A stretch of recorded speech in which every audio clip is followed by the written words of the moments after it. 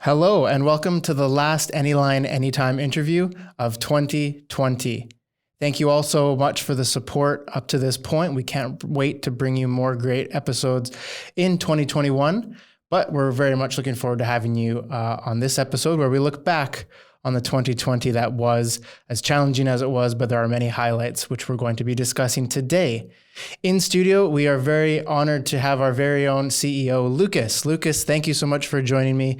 I know you have 1,001 things on your plate, so your time here is very appreciated. And welcome to your podcast studio. Thanks so much. I'm happy to be here today, yeah?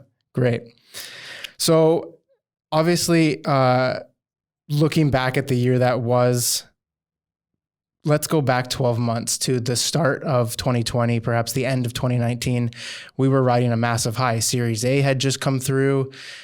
2020 looked like it was going to be quite the year. You guys must have had some pretty incredible plans in place for the company itself. Absolutely. So it was the Christmas party last year when we announced to the team that we were able to close one of the largest Series A fundraising rounds which had happened in Austria so far. So it was really exciting, you can imagine. And so we were really laying out and planning 2020 with some really ambitious goals and ambitious plans, and started cracking on the hiring engine and getting people on board to fulfill the ambitious growth plans, yeah. Yeah, absolutely. And from your side specifically, what things were you particularly excited for in the year? So as a CEO, seeing a company grow is probably the most exciting thing someone can go through. Of course, that comes with a lot of challenges, but ultimately giving the team and new team members the opportunity to really shape the future of a company is just something absolutely exciting and amazing. Yeah, I remember the first few months of the year riding that high. The growth was incredible. Like we said, even yesterday, we doubled in a few months. Absolutely. I think we doubled in 3 months. Yeah, we hired over 40 people. So we had interviews every day and send out contracts every weekend. It was actually pretty unreal if you think about it. Seeing how fast we kind of moved forward into that role of a company who, really brings that growth down to earth and really gets that growth executed. To have so many people join so quickly, but everyone really reading from the same book, all of us having that same, drive to have an amazing next few years of growth. But then, of course, March, or I should say February, hit. And I think it was mid-March, we kind of got the notice that, okay, home office is going to become the new normal. Now, for a team that's so closely knit, many of you had been together for a number of years. All the new members coming on around that same time, that's a big hit. So how did that, I guess, happen from your end? What was the initial reaction? So I think that especially for a company who is executing a growth path, getting that new reality is pretty mind-blowing, yeah. So normally it's already difficult to adapt to changes. In our case, we of course had that situation that we had new Anyliners joining the team with a closed office, nobody in the office, everybody at home, a whole country's in lockdown. That surely felt awkward to some extent, not only for us, but also probably for the new joiners. Some of them probably haven't imagined that they start their first day in an empty office or getting their computer sent over via UPS so that they can start working. But ultimately, of course, that working from at home, working in distance, is just something we had to get used to, and get through it. And I think that really doesn't differentiate us from any other company on that planet. Yeah. Yeah, I agree. But the way in which we did it, I remember those new hires that were still happening after the home office had started, but our own team going to deliver the equipment to them really shows, is a perfect picture of how close this team is and how close we really wanted to maintain, even though we were working remotely, having team members go to deliver these things personally to the new hires. Absolutely. Yeah. And I think that this is also one of the biggest challenges for an organization who has a very deep culture around going into the office, sharing time together, sharing the space together, but also share parts of their private lives with each other, going out for a drink after work, all that stuff. That's of course something which wasn't possible anymore. So I know that the Anyliners are creative. So some of them still found ways to get drinks together via Zoom, or we even had a wine tasting this year, completely over a video conference. But still, of course, you can't compare that, and especially if it comes down to communication in a fast-growing team where many employees, many team members don't know each other, and communication is key, and that's of course much more difficult in that environment. Yeah, we certainly did what we could.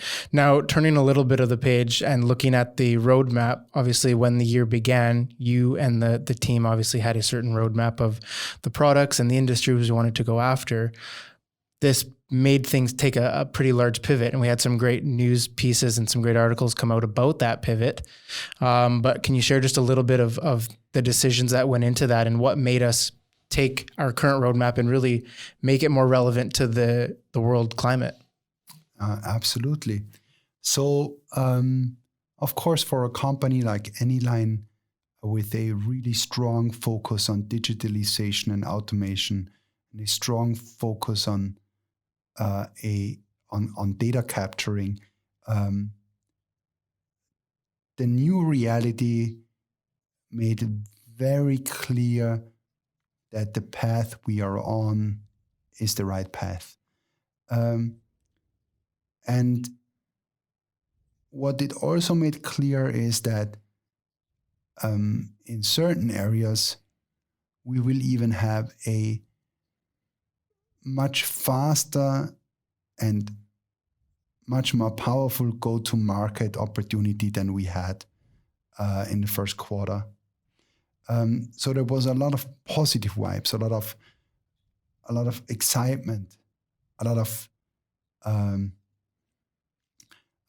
commitment to really use that opportunity and grow even further. On the other hand, the reality of how companies reacted in the first month of the COVID crisis made also clear that the plans we originally laid out would have to change to some extent. And the real difficultiness we had to face is that we weren't sure in which direction this is going. Both options would have been valid cases. One option that the world is shutting down for years to come, and that the economy like we know it will not exist anymore. And the other option that through those fueling of digitalization and automation, companies in the digitalization space even thrive in a unbelievable extent. And having to decide with such a openness of results is very difficult. Yeah, absolutely. But it really molded the way that we developed through the year, showing our strengths of being agile and being able to adapt quickly rather than, drop everything. We really were able to mold it into what we have now, and then what 2021 will bring us as well. It's helped to shape that. Absolutely. Yeah. Excellent. So I want to look at some of the highlights from the year. Now, you mentioned a few of them, obviously the team coming together and so forth. But despite how challenging the year was, plenty of personal highlights, right? Absolutely. I think that overall, the difficult times also allowed us to prove a couple of theses we always had, but which you cannot validate without really being in that situation. For example, the strong company culture and the strong team. That's something many companies believe they have, but ultimately you only know that if you survive a crisis. Secondly, customers. How much do customers like your product?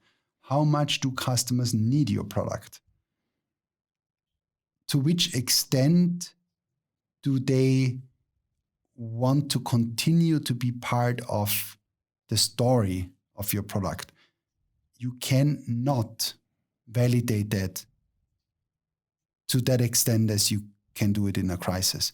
And also here, Anyline's customers really showed such a strong commitment in believing in the product and in needing the product and in demanding the product that overall the renewals we have, the customers we continue to serve over years now, they all stick to our product, they all stick to us delivering our services and products to them, which is more than exciting.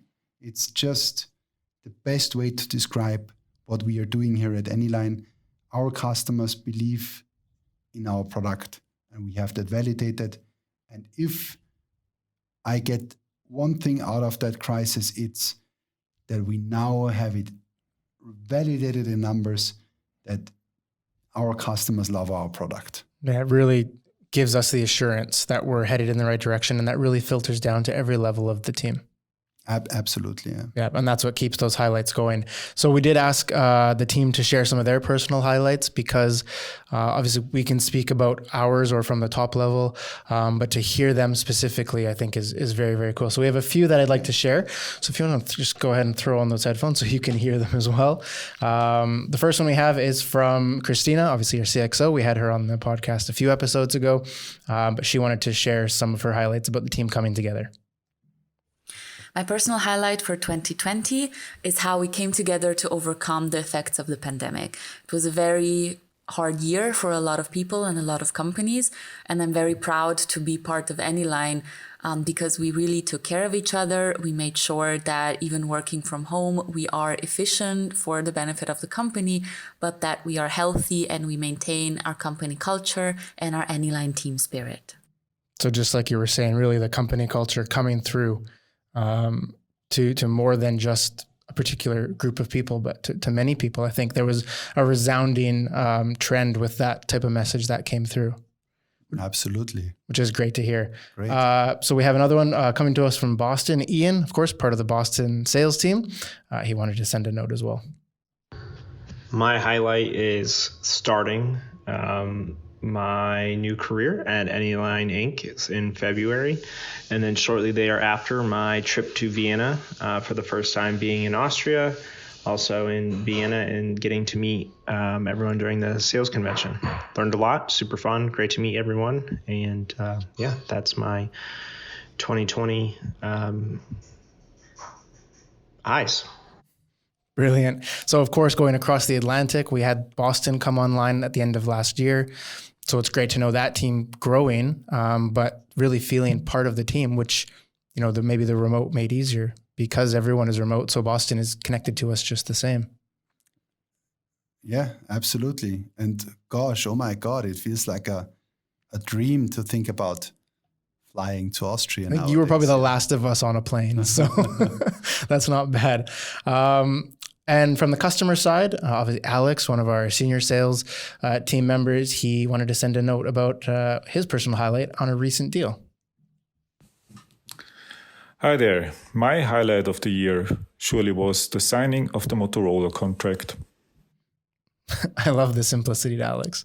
But really, again, a highlight. Deals are still closing. Companies still need solutions. Obviously a highlight for him, but great for us to hear. Absolutely great for you to hear. Absolutely. I love it. The one more I wanted to share from Sophie, our VP of Brand Strategy. We had her on the podcast as well. She wanted to highlight on, of course, the relaunch of the new website and obviously her work, but that's a major highlight for her. So let's go ahead and share that one. My highlight in 2020 was the relaunch of the new website with an amazing new design and an awesome website video. Amazing. So a lot of work went into that. Another highlight that we've done through this year. Rebrand essentially everything. That was surely one of the key highlights. Yeah. Yeah, brilliant. So again, we can't share all the team member messages, but just to hear that sample of them really gives us a good impression of, what everyone had as their personal highlights.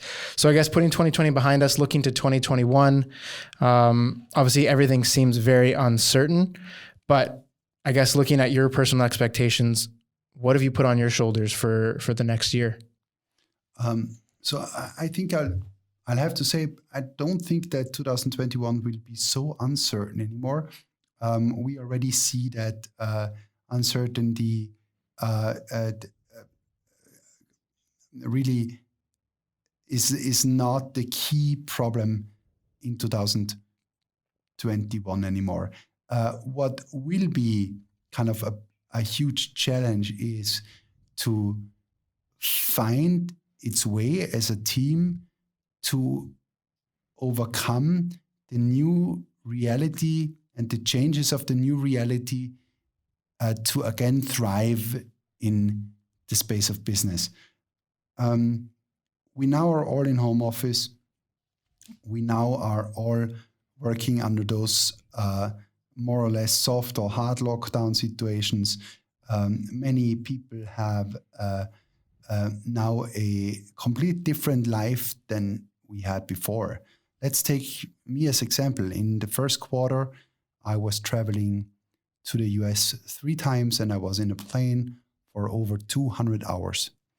And I haven't entered a plane in the second, third, and fourth quarter. And getting back to a life getting back to a normal life, life pre-COVID, will be a challenge for all of us.